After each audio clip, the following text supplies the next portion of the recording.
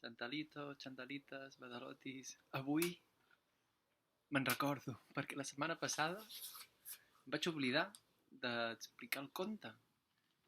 I dimarts em vaig despertar al matí i vaig dir ai, no he explicat el conte pels nens i nenes. Llavors, avui tinc un conte. I és un conte sobre una casa. Aquí n'hi ha moltes, però estan una mica girades algunes. Veieu el dibuix? Aquesta està al revés, aquesta també. I és el conte d'una casa que era una mica estranya.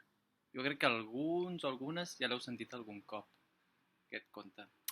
I sabeu per què també explico aquest conte?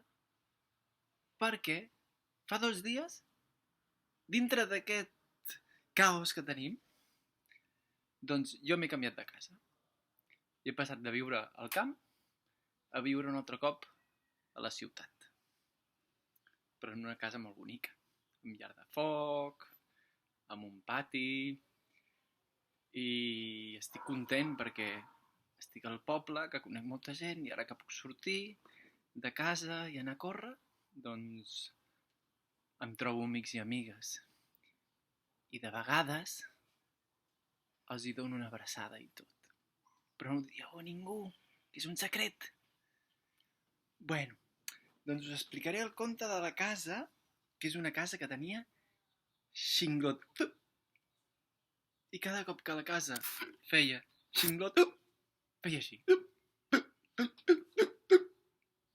Vosaltres teniu xinglot? De vegades, quan mengeu molt ràpid, sí, potser quan beveu aigua i no respireu bé. Doncs us explico aquest conte. És la casa que tenia xinglot, que tenia hipo. I així, doncs, hi havia una casa que tenia xinglot. I vivia un senyor en aquella casa. I aquell senyor estava molt cansat de que la seva casa tingués xinglot. Així que, quan es despertava al matí, per exemple, i ell es posava la samarreta, de cop i volta la casa feia xinglot, i la samarreta se li posava per sota les cames i se li posava al revés. I quan es posava els pantalons se li entrava pel cap.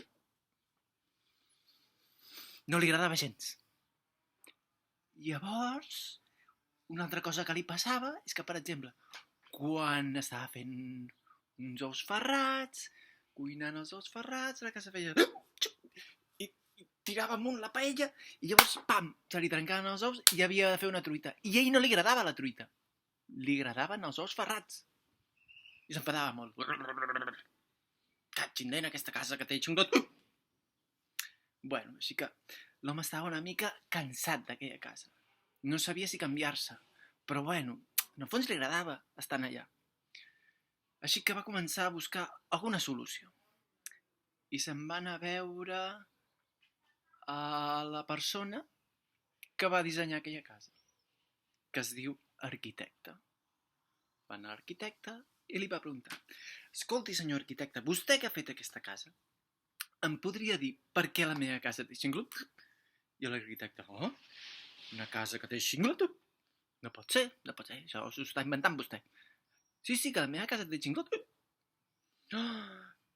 Deixa'm-ho pensar bé, va dir l'arquitecte. Ja ho sé. El que passa a la seva casa és que les habitacions haurien d'estar diferents. On està el rebost hauria d'estar a la cuina. On està la cuina hauria d'estar el menjador. On està el menjador hauria d'estar la sala d'estar. On està la sala d'estar hauria d'estar el dormitori. I on està el dormitori hauria d'estar el lavabo.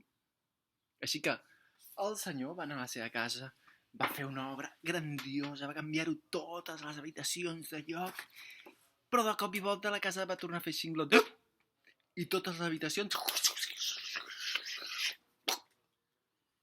van tornar al seu lloc. No! Què puc fer? No pot ser, estava trist l'home. I va seguir pensant, què puc fer? Ja està, aniré a veure el metge. El metge de vegades saben moltes coses i aviam què em diu. se'n van a veure el metge. Era una metgessa. I li va dir, senyora metgessa, que la meva casa té xinglot. Com que la seva casa té xinglot? Sí, la meva casa té xinglot. Doncs, deixi'm pensar. Jo crec que potser té un problema de respiració. Potser hi ha massa ventilació, així que ha de tancar totes les portes i les finestres durant uns dies perquè no circuli tant l'aire i potser després se li passa el xinglot.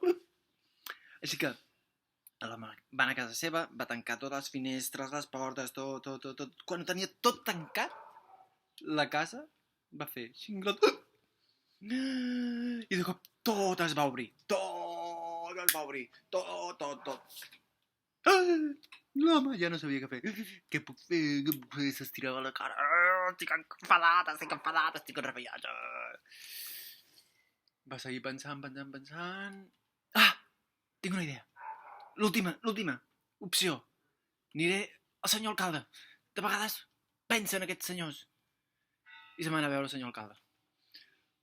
Així que va arribar a l'oficina del senyor alcalde. Alcalde! Que la meva casa té xinglot. Com que la seva casa té xinglot? Sí, la meva casa té xinglot. Ja li venia amb ell el xinglot. Així que l'alcalde va estar pensant, deixa'm pensar. Sí, ja ho sé. Jo crec que la solució està en el que em passava a mi quan era petit. Quan jo era petit, li va explicar l'alcalde, i tenia xinglot, la meva mare em donava una culleradeta de sucre amb una mica d'aigua. Així que amb el sucre se'm passava el xinglot. I si no, li fa un susto, jo què sé, faci alguna cosa d'aquestes coses. Bueno, se'n va anar a casa seva i l'home va comprar un tràiler, un camió de sucre. I va posar tot el sucre que hi havia dintre el camió, dintre la casa. Per les finestres, per les portes. Així que tot va estar dintre, la casa va fer xinglot i va començar a sortir tot el sucre disparat de la casa, per les finestres, per la xemeneia, per la porta. I era primavera i semblava que nevés. I queia el sucre. I tots els nens com bojos. Sucre, ja obrint la boca. Vull sucre, ja paro de... Estava desesperat aquell home ja. No sabia què fer. Últim intent, vaig a fer-li un susto a la casa i va començar a cridar-li a la casa. Buh! Però no feia res la casa, no feia res. I es va quedar allà a la porta. Plorant. No sé què fer, la meva casa té xinglot i no sé què fer, estic desesperat. Això que una nena que passava per allà, com ella, la tenim, una nena va passar per allà i li va preguntar, senyor alcalde, senyor alcalde, senyor, què li passa? Què li passa que està plorant? I el senyor, que la meva casa té xinglot i no sé què fer, estic desesperat, no sé què fer. I sabeu què li va dir la nena? Li va dir, jo és que crec que vostè té masses coses a la casa. Perquè sabeu què? En aquella casa, sabeu quantes televisions hi havia? 83! 3 a cada habitació. Per què volia tantes televisions aquell home? I sabeu quantes camises tenia aquell home? Tenia 1.474 camises. Però si la setmana té 7 dies, per què molt tantes?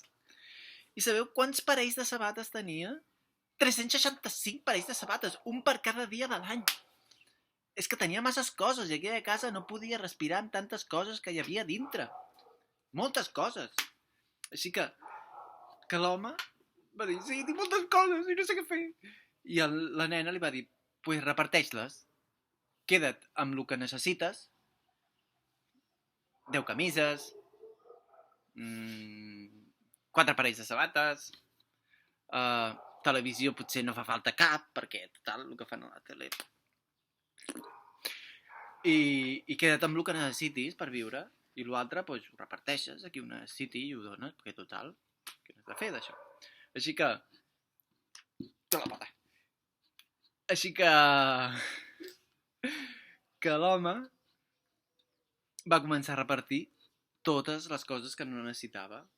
Va posar-les al carrer i les va començar a repartir amb la gent que passava. Però jo vull una tele, jo vull un armani, jo vull una sabata, jo vull una camisa, uns pantalons...